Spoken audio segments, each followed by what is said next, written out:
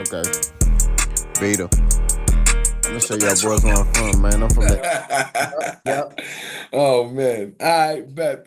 Appreciate it. Let's talk boxing. Let's talk something you have some relation to, right? So Spence Fundora, they're gonna fight. News just broke. Back in the day, you had some choice words about Spence. So I guess my first question for you, Blair, is how do you feel about Spence now? Do you have some of those same thoughts you shared a few years ago? What's it, three, Well, four, let, 5 years ago? let me be like just brutally honest and truthful when it comes to these fighters. Look, the people that I talk a lot of shit about, like Boots, like Ennis, like oh shit, that's the same nigga. Like Errol Spence, Terrence Crawford, all of them are incredible fighters, truly remarkable fighters. Okay, so like that's one thing. Like, if you want to know how I feel about Errol Spence, he's a remarkable fighter. Um, when it comes to this Fundora thing, I see what Fundora is doing. They want to fight a slightly weaker opponent, make that fight happen in hopes of making an extra money and then fighting the main guy. I don't think that was a good idea because anybody coming from 140 is a fucking issue. It's a fucking problem. Fundora, look, man, like I think that he'll get his ass whipped. He's going to get beat by Errol Spence. Errol Spence is not finished. He's not done. He's not broken. You know what I mean? He just got caught up with a guy that's been fucking trying to fight him for years. That he couldn't possibly be more prepared to fight like than him. Like that's just what it is. Like I remember I speak about Real quick, Big Boss K-Po Top Boxer. If you got this far, you already saw what Blair Cobbs said, man. Blair Cobbs interview about fight hype. Shout out to them boys, man. It's raining down here in this Texas, and it's a lot of traffic. So y'all continue to pray for me and pray for y'all too. I want to talk about some things that he was talking about and some things he said about Errol Spence, which is shocking to me because Blair Cobbs kind of, was talking down on Errol like a while back, but he kind of cleaned it up. He said, look, I know these dudes are great fighters. I just wanted, he basically, it seemed like he was insinuating he just wanted to fight. He wanted to try to get in the mix. You know what I'm saying? But they brought up Spence Fundora, and Blair Cobbs had a surprising take. He said, look, I think Errol Spence can beat Sebastian Fundora. I think he can do some damage to Fundora. He was saying that, Errol Spence is still that guy. He's still a top guy. He just ran into Crawford. He ran into a guy who'd been waiting to fight him for 5 years. You know what I mean? And he was just like, Crawford had him figured out, basically. And he was like, Crawford, is just better than Errol, And he also said he went into the matchup with Spence Fundora. He talked about, how Errol Spence can capitalize on Fundora, by beating Fundora, because Fundora doesn't fight like a 6'6" fighter. He don't fight long. He kind of give up his height and try to fight on the inside. So he was kind of insinuating, that like Errol can get in there and possibly even dominate Sebastian Fundora, right? So here's my response to that. I don't think Errol Spence is gonna dominate Sebastian Fundora. I'm not gonna lie to you. I think Errol Spence can beat Sebastian Fundora. I do, but it's gonna be tough. And Sebastian Fundora is always in tough fights. Every time you fight him, it's tough, right? Cause he long, he like Slinker Man. He just pause. He's a long, rangy. He's 6'6", bro. And I just gotta keep reiterating that this is not an easy fight for Errol Spence, right? It's not. You know what I mean? I definitely see ways that Sebastian Fundora can win this fight if he stay long.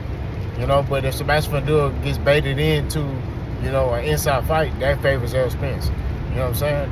So, but You know, a lot of people talk about, oh, Errol Spence's chin is gone and all that. I don't think his chin is gone. You know what I'm saying? Off of one fight. You know what I mean? Like, it's one fight, bro. He lost to Terrence Crawford. Yeah, he got dominated. I don't think Spence is gone. You know what I'm saying? I think physically it's nothing to worry about, in my opinion. I think, to me, it's the mental. How's his mental? That's what I'm concerned about, right? Because Errol Spence was known to have long layoffs and then he'll go and fight a top fighter, right? And it wasn't a problem back then. I've even made videos in the past talking about it, like, you know, kind of supporting it, right? But you ever heard that term? It's not a problem till it become a problem, right? Now it's a problem, okay? Errol Spence, I think, in my opinion, the reason why he lost to Crawford was the layoffs and poor game planning. You know, I think if Spence was able to have a fight, you know, in between, he probably would have been sharp, right? And also, I don't think he took Crawford lightly. I just think that they didn't prepare fully for what Crawford was. I think they thought that, okay, hey, we're gonna be able to put that power on Crawford, and then, you know, that's it, he'll fold. And, you know, Crawford didn't fold. You know what I'm saying? So I think that at the end of the day, I just think it was just the long layoffs caught up to him and just poor preparation. You know what I'm saying? So going into this Fundora fight, it's like the long layoffs could catch up with him again. You know, I say Spence need to do a tune-up before this fight. You know, that's just my opinion. Errol a grown man. Errol gonna do what he want to do. I say for him to do a tune-up, then fight Fundora. You know what I'm saying? Like, that now would have been perfect for him to do a tune-up. You know, he could have got his coach and then, you know, train and prepare, and then boom, you know, won that fight, then fight Fundora. That's my opinion. But Errol, like, I'm missing no tune-ups. I'm finna go straight into this Fundora fight. I mean, it's a tall order. I'm just saying, that's a tall order. That's a tall task. You know what I'm saying? We just keep it at 1,000. That is not easy. You know what I'm saying? This ain't no easy fight. You know? Like, Blair Cobbs saying, like, man, you know, Errol can do this and do that. But I'm like, man, I don't know. You know what I'm saying? I ain't gonna hold you. I don't know.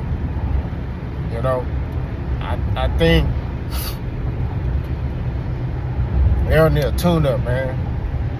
You been out the ring, you ain't really been training like that, and I get it. He 34, bro, so he trying to spend time with his kids involved in sports. He just trying to give that necessary family time that he need, you know what I'm saying, with his kids. And trust me, I know, you know, I got 2 daughters, you know, they getting involved with sports and cheerleading and all that, and, you know, I'm there. You know what I'm saying? This is the time. I mean, his kid's still little, you know, but, you know, they getting of age. You know what I'm saying? My daughters, I got a preteen and, you know, a 10-year-old. So, you know, they getting to that, you know, that you know, that stage, you know. So this is the time where you spend a lot of time with them to help develop their mind. You know what I'm saying? Because they gonna experience a lot of changes. You know what I'm saying? But Errol got to fight more than once a year.